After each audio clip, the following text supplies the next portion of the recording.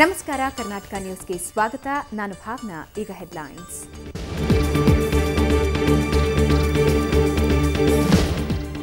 ಅಣ್ಣನ ಕೊಲೆ ಸೇಡು ತೀರಿಸಿಕೊಳ್ಳಲು ತಮ್ಮನಿಂದಲೇ ಸುಪಾರಿ. ಜಿಲ್ಲಾ ಪಂಚಾಯತ್ ಮಾಜಿ ಅಧ್ಯಕ್ಷನ ಸೋದರನಿಂದ ಸುಜಾ ಕುಶಾಲಪ್ಪಗೆ ಸ್ಕೆಚ್. ಮಡಿಕೇರಿಯಲ್ಲಿ 5 ಆರೋಪಿಗಳ ಬಂಧನ.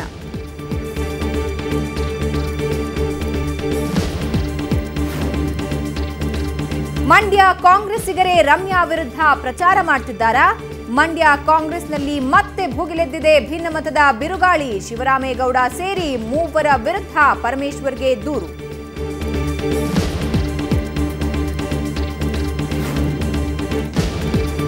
ಪೊಲೀಸ್ ವಿಚಾರಣೆಗೆ ಹೆದರಿದ ಜನ. ಮನೆಗಳಿಗೆ ಬೀಗ ಹಾಕಿ ಊರು ತೊರೆದ ಗ್ರಾಮಸ್ಥರು. ಯಾದಗಿರಿಯ ಕನ್ಯಾಕೋಳೂರು ಗ್ರಾಮದಲ್ಲಿ ನೀರವ ಮೌನ.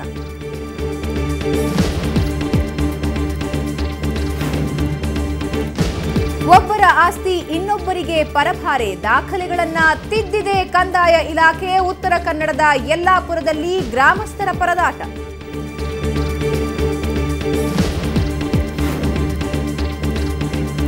ಬಹಿರ್ದೆಸೆಗೆ ಹೋದ್ರೆ ಹಾಕ್ತಾರಂತೆ ದಂಡ. ಶೌಚಾಲಯ ಕಟ್ಟಿಕೊಳ್ಳಲು 2 ತಿಂಗಳ ಅವಕಾಶ. ಜನರಿಗೆ ತಲೆಬಿಸಿಯಾಯಿತು ಕೊಪ್ಪಳ ಜಿಲ್ಲಾ ಪಂಚಾಯತ್ ಅಧ್ಯಕ್ಷರ ಆದೇಶ.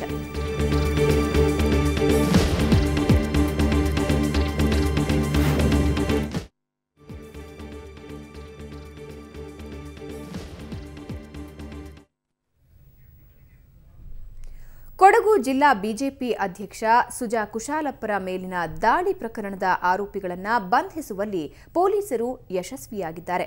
5 ಆರೋಪಿಗಳನ್ನು ಬಂಧಿಸಿರುವ ಪೊಲೀಸರು ಪ್ರಕರಣದ ತನಿಖೆಯನ್ನ ಅಂತಿಮ ಹಂತಕ್ಕೆ ತಂದು ನಿಲ್ಲಿಸಿದ್ದಾರೆ. ಹಳೆ ದ್ವೇಷವೇ ದಾಳಿಗೆ ಕಾರಣ ಎನ್ನಲಾಗಿದೆ.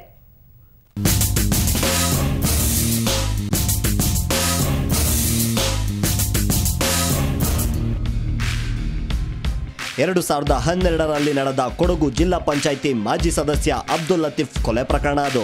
ಅದರ ಹಿಂದೆ ಹಾಲಿ ಕೊಡಗು ಜಿಲ್ಲಾ ಬಿಜೆಪಿ ಅಧ್ಯಕ್ಷ ಸುಜಾ ಕುಶಾಲಪ್ಪ ಹೆಸರು ಕೇಳಿಬಂದಿತ್ತು. ಇದೇ ವೈಷಮ್ಯಕ್ಕೆ ಸುಜಾ ಕುಶಾಲಪ್ಪರನ್ನು ಮುಗಿಸಲು ಸಂಚು ರೂಪಿಸಿದ್ದ ಅಬ್ದುಲ್ ಲತೀಫ್ ಸಹೋದರ ಹ್ಯಾರಿಸ್.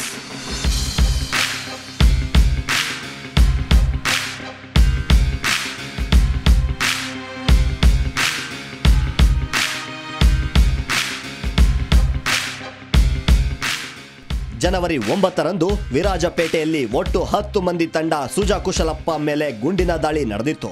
ಇದಕ್ಕೆ ಡಿಸೆಂಬರ್ನಲ್ಲೇ ಸ್ಕೆಚ್ ರೂಪಿತವಾಗಿತ್ತು. ಕೇರಳದ ಸುಲೈಮಾನ್ ಮತ್ತು ಫೈಜಲ್ಗೆ 15 ಲಕ್ಷ ರೂಪಾಯಿಗೆ ಡೀಲ್ ಒಪ್ಪಿಸಲಾಗಿತ್ತು.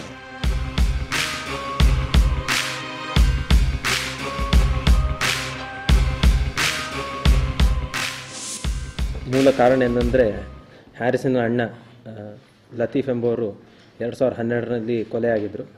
ಈ ಕೊಲೆ ಹಿಂದೆ ಸುಜಾ ಕುಶಾಲಪ್ಪರು ಭಾಗಿಯಾಗಿದ್ದಾರೆ ಅಂತ ಅವನಿಗೆ ಬಲವಾದ ಸಂಶಯ ಇತ್ತು. ಅವರೇ ಮಾಡಿದ್ದಾರೆ ಅಂತ ನಂಬಿಕೆ ಇತ್ತು ಅಂತ ನಮಗೆ ತಿಳಿಸಿದ್ದಾನೆ. ಆದ್ದರಿಂದ ಅವರನ್ನು ಕೊಲೆ ಮಾಡಬೇಕೆಂದು ಒಂದು ಸಂಚು ರೂಪಿಸಿದ್ದ. ಲತೀಫ್ ಕೊಲೆ ಆದ ದಿನದಿಂದಲೇ ಸುಜಾ ಕುಶಾಲಪ್ಪರನ್ನು ಟಾರ್ಗೆಟ್ ಮಾಡಿದ್ರು. ಇದಕ್ಕಾಗಿ ಹ್ಯಾರಿಸ್ ತನ್ನ ಅಕ್ಕನ ಒಡವೆಯನ್ನ ಅಡವಿಟ್ಟು ಹಣ ಪಡೆದಿದ್ದ.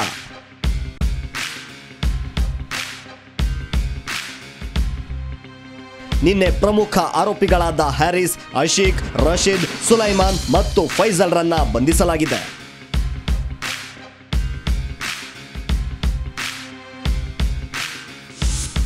ಪೊಲೀಸ್ ಕಸ್ಟಡಿ ಅಲ್ಲ 15 ದಿನಗಳ ಕಾಲ ನ್ಯಾಯಾಂಗ ಬಂಧನಕ್ಕೆ ನ್ಯಾಯಾಧೀಶರು ಆದೇಶ ಮಾಡಿದ್ದಾರೆ. ಹ್ಯಾರಿಸ್ ಅಂತೇಳಿ 1ನೇ ಆರೋಪಿಯನ್ನ ಪೊಲೀಸ್ ಕಸ್ಟಡಿ ಬೇಕು ಅಂತೇಳಿ ಅರ್ಜಿಯನ್ನು ಕೇಳಿದರು.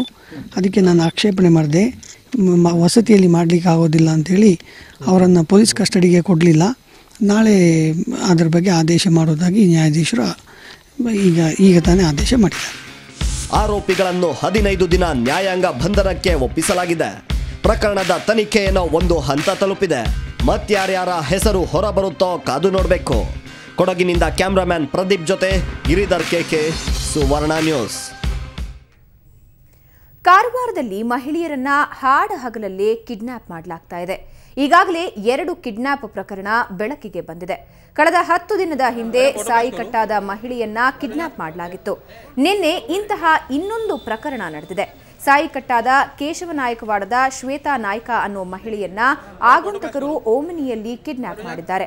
ವಾಹನದಲ್ಲಿ ಆಕೆಯನ್ನ ಸಾಗಿಸುವಾಗ ಕೊರಳಿನಲ್ಲಿದ್ದ ಮಂಗಳಸೂತ್ರವನ್ನ ಕಸಿದುಕೊಂಡಿದ್ದಾರೆ. ನಂತರ ಆಗಂತುಕರು ಯಲ್ಲಾಪುರದ ಕಿರುವತ್ತಿ ಬಳಿ ಮೂತ್ರ ವಿಸರ್ಜನೆಗೆ ಅಂತ ವಾಹನವನ್ನ ನಿಲ್ಲಿಸಿದ್ದಾರೆ. ಆ ವೇಳೆಯಲ್ಲಿ ಮಹಿಳೆ ಕಳೆದ ರಾತ್ರಿ ಕಾಡಿನಲ್ಲಿ ತಪ್ಪಿಸಿಕೊಂಡಿದ್ದಾಳೆ. ನಂತರ ಕಾಡಿನಲ್ಲಿ ಅವಿತು ಕುಳಿತು ಆ ಆಗಂತುಕರಿಂದ ತಪ್ಪಿಸಿಕೊಂಡು ಬೇರೆ ವಾಹನವನ್ನ ಏರಿ ತಪ್ಪಿಸಿಕೊಂಡು ಬಂದಿದ್ದಾಳೆ. ಈ ಪ್ರಕರಣ ಕಾರವಾರ ನಗರ ಪೊಲೀಸ್ ಠಾಣೆಯಲ್ಲಿ ದಾಖಲಾಗಿದೆ. ಕಾರವಾರ ನಗರದಲ್ಲಿ ಹಾಡು ಹಗಲಲ್ಲೇ ಮಹಿಳೆಯನ್ನ ಕಿಡ್ನಾಪ್ ಮಾಡ್ತಾ ಇದ್ರು. ಪೊಲೀಸ್ ಇಲಾಖೆ ಎಚ್ಚೆತ್ತುಕೊಳ್ಳದೆ ಇದ್ದಿದ್ದಕ್ಕೆ ನಾಗರಿಕರು ಠಾಣೆಗೆ ಮುತ್ತಿಗೆ ಹಾಕಿ ಪೊಲೀಸ್ ಅಧಿಕಾರಿಗಳಿಗೆ ಎಚ್ಚರಿಕೆ ನೀಡಿದ ಘಟನೆ ನಡೆದಿದೆ.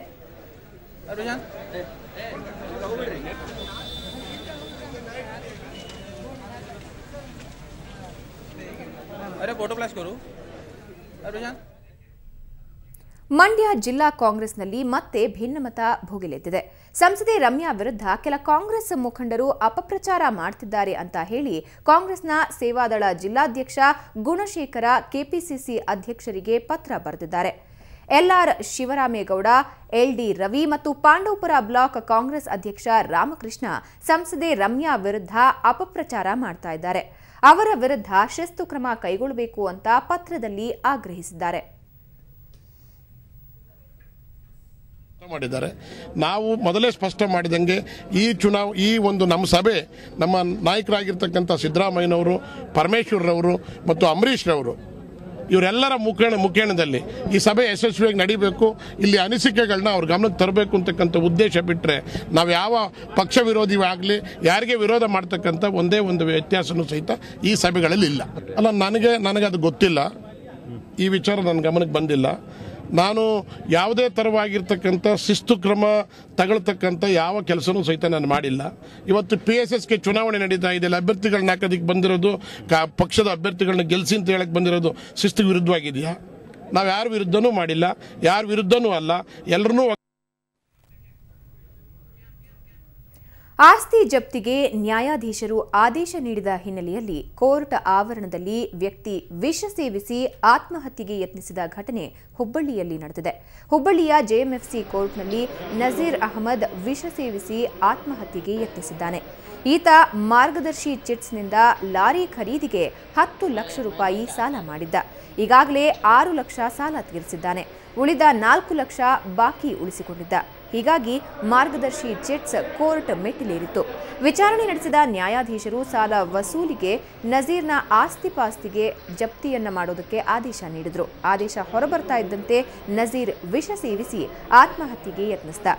ನಂತರ ಆತನನ್ನ ಹುಬ್ಬಳ್ಳಿಯ ಕಿಮ್ಸ್ ಆಸ್ಪತ್ರೆಗೆ ದಾಖಲು ಮಾಡಲಾಗಿದ್ದು ಪರಿಸ್ಥಿತಿ ಚಿಂತಾಜನಕವಾಗಿದೆ.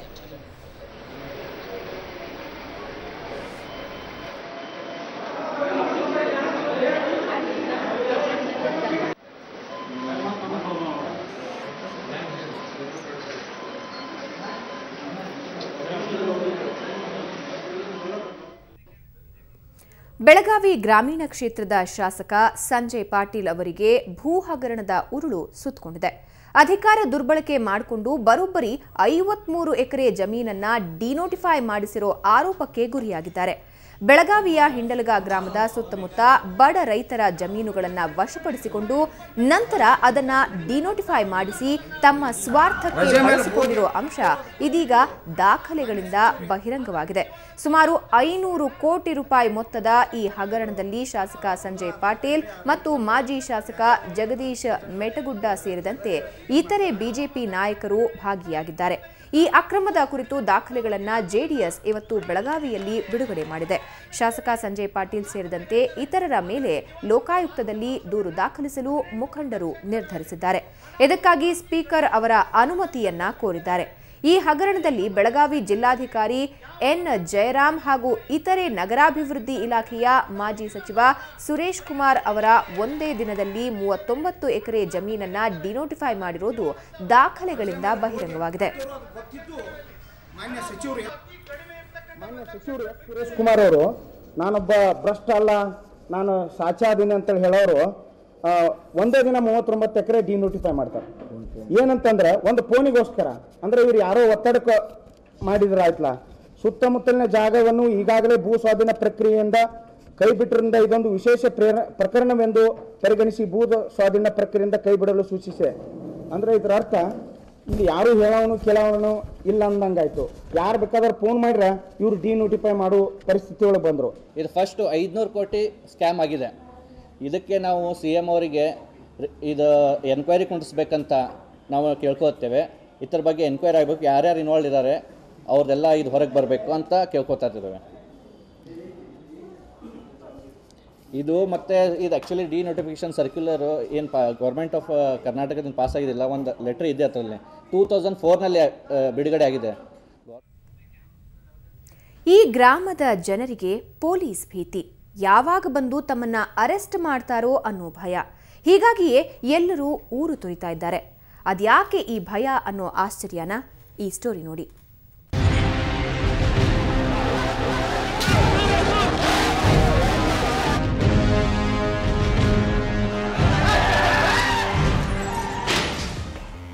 ಯಾದಗಿರಿ ಜಿಲ್ಲೆಯ ಶಹಾಪುರ ತಾಲೂಕಿನ ಕನ್ಯಕೋಳೂರು ಗ್ರಾಮದಲ್ಲಿ ನೀರವ ಮೌನ ಆವರಿಸಿದೆ. ಸುಮಾರು 3,000 ಜನಸಂಖ್ಯೆ ಹೊಂದಿರುವ ಕನ್ಯಕೋಳೂರು ಗ್ರಾಮ ಈಗ ಸಂಪೂರ್ಣವಾಗಿ ಖಾಲಿಯಾಗಿದೆ. ಕಳೆದ 17ರಂದು ಗ್ರಾಮದಲ್ಲಿ ನಡೆದ ಗುಂಪು ಘರ್ಷಣೆಯೇ ಇದಕ್ಕೆ ಕಾರಣ. ಘರ್ಷಣೆಯಲ್ಲಿ ಓರ್ವ ದಲಿತ ಸಮುದಾಯದ ವ್ಯಕ್ತಿ ಹತ್ಯೆಯಾಗಿದ್ದ ಹಾಗೂ ಪೊಲೀಸರು ಗ್ರಾಮಸ್ಥರು ಗಾಯಗೊಂಡಿದ್ರು. ಇದೀಗ ಪೊಲೀಸ್ ತನಿಖೆಗೆ ಹೆದರಿ ಗ್ರಾಮಸ್ಥರು ಕುಟುಂಬ ಸಮೇತ ತಮ್ಮ ಮನೆಗಳಿಗೆ ಬೀಗ ಹಾಕಿ ಊರು ಖಾಲಿ ಮಾಡಿದ್ದಾರೆ. ಮಾಡಿದವರ ಬೇರೆ ಬಿಟ್ಟಾರೆ ಬೇರೆ, ನಮ್ಗೇನು ಗೊತ್ತಿಲ್ಲ. ಹೋಗ್ಯಾರ ನೋಡ್ರಿ, ಯಾರು ಮಾಡ್ಯಾರ ಎಲ್ಲ ಸರ್ವ ನೋಡ್ಕೊಂಡು ಮಂದಿ ಒಬ್ಬರು ಅಂತಿಲ್ಲ. ನಮ್ಮ ಕುರುಬರಿಗೆ ಹೈರಾಣ ಆಗ್ಯಾನ ನೋಡ್ರಿ. ಈಗ ಹೆಣ್ಣುಗೊಂಡು ಈಗ ಗಂಡು ಮಕ್ಕಳು ಹೋಗ್ಯಾರ, ಹೆಣ್ಮಕ್ಳು ನಾವು ಎಲ್ಲಿ ಹೋಗ್ಬೇಕ್ರಿ? ಮಕ್ಕಳು ಕಟ್ಕೊಂಡು ಬಾಣತನ ಕಟ್ಕೊಂಡು ಊರು ಮಂದಿ ಸಣ್ಣವರು ದೊಡ್ಡವರು ಮಕ್ಕಳು ಅವ್ರು ಎಲ್ಲಿ ಹೋಗ್ಬೇಕ್ರಿ ಜರ? ಎಲ್ಲ ಊರನ್ನೇ ಕಾಯಿಲೆ ಆಗ್ಯಾನ ನೋಡ್ರಿ. ನಮ್ಗೆ ಏನಾನ ಹೊಡ್ಬೇಡ್ರಕ್ಕ ನಾವು 70 ಸಾವಿರಕ್ಕಂತ ನಾವು ಈಗ ನೋಡ್ರಿ. ನಾವು ಗ್ರಾಮದಲ್ಲಿನ ಖಾಸಗಿ ಶಾಲೆಗೆ ಬೀಗ ಜಡಿಯಲಾಗಿದೆ. ಸರಕಾರಿ ಶಾಲೆಗೆ ಆಗಮಿಸುವ ಮಕ್ಕಳ ಸಂಖ್ಯೆ ಇಳಿಮುಖವಾಗಿದೆ. ಯಾರದೋ ತಪ್ಪಿಗೆ ಶಾಲೆ ಮಕ್ಕಳ ವಿದ್ಯಾಭ್ಯಾಸಕ್ಕೆ ಧಕ್ಕೆಯಾಗಿದೆ. ಮನೆ ಬಿಟ್ಟು ಹೋಗಿದ್ದರಿಂದ ದನಕರುಗಳು ಯಜಮಾನನಿಲ್ಲದೆ ಅನಾಥವಾಗಿವೆ. ಗ್ರಾಮದಲ್ಲಿ ಪೊಲೀಸ್ ಭದ್ರತೆ ನೀಡಲಾಗಿದೆ. ಸಾರ್ವಜನಿಕ ವಿನಂತಿ ಏನಂದರೆ, ಊರಿನಲ್ಲಿ ನಾವೆಲ್ಲ ಬಿಗಿ ಬಂದೋಬಸ್ತ್ ಮಾಡಿದ್ದೀವಿ, ಯಾವುದೇ ತೊಂದರೆ ಇಲ್ಲ. ಊರಿನಲ್ಲೆಲ್ಲ ಶಾಂತಿ ವಾತಾವರಣ ಇರುತ್ತದೆ. ಇವತ್ತೂ ಸೋಷಿಯಲ್ ವೆಲ್ಫೇರ್ ಡಿಪಾರ್ಟ್ಮೆಂಟ್ ಅವರು ಎಲ್ಲ ಬಂದು ಎಲ್ಲ ವ್ಯವಸ್ಥೆ ಮಾಡಿದ್ದಾರೆ ಅಲ್ಲಿ. ಸೊ ಸಾರ್ವಜನಿಕರು ಎಲ್ಲರೂ ಭಯ ಪಡದೆ ಊರಿಗೆ ವಾಪಸ್ ಬರಬೇಕಂತ ವಿನಂತಿ. ತಪ್ಪಿತಸ್ಥರ ಮೇಲೆ ಮಾತ್ರ ಕಾನೂನು ಕ್ರಮ ಜರುಗಿಸಲಾಗುವುದು, ಅಮಾಯಕರ ಮೇಲೆ ಮಾಡೋಂಗಿಲ್ಲ. ಈ ಸದ್ಯಕ್ಕೆ ಊರಿನಲ್ಲಿ 2 KSRP ವ್ಯಾನು, 1 DR, ಒಬ್ಬ ಇನ್ಸ್ಪೆಕ್ಟರ್, ಸಬ್ ಇನ್ಸ್ಪೆಕ್ಟರ್ಸ್ ಇದ್ದಾರೆ. ಈಗಾಗಲೇ ಗ್ರಾಮದಲ್ಲಿ 2 KSRP, 1 DR ಪೊಲೀಸ್ ತುಕಡಿಗಳನ್ನು ಭದ್ರತೆಗೆ ನಿಯೋಜಿಸಲಾಗಿದೆ. ಆದರೆ ಗ್ರಾಮ ತೊರೆದ ಪುರುಷರು ಯಾವಾಗ ವಾಪಸ್ ಮರಳುತ್ತಾರೋ ಅನ್ನೋದು ಮಹಿಳೆಯರ ಚಿಂತೆಗೆ ಕಾರಣವಾಗಿದೆ. ಯಾದಗಿರಿಯಿಂದ ಕ್ಯಾಮರಾಮನ್ ರಫೀಕ್ ಜೊತೆ ಶಶಿಕಾಂತ್ ಕೊರವರ್, ಸುವರ್ಣ ನ್ಯೂಸ್. ಈಗ ಒಂದು ಬ್ರೇಕ್ನ ನಂತರ ಕರ್ನಾಟಕ ನ್ಯೂಸ್ ಮತ್ತೆ ಮುಂದುವರಿಯುತ್ತೆ.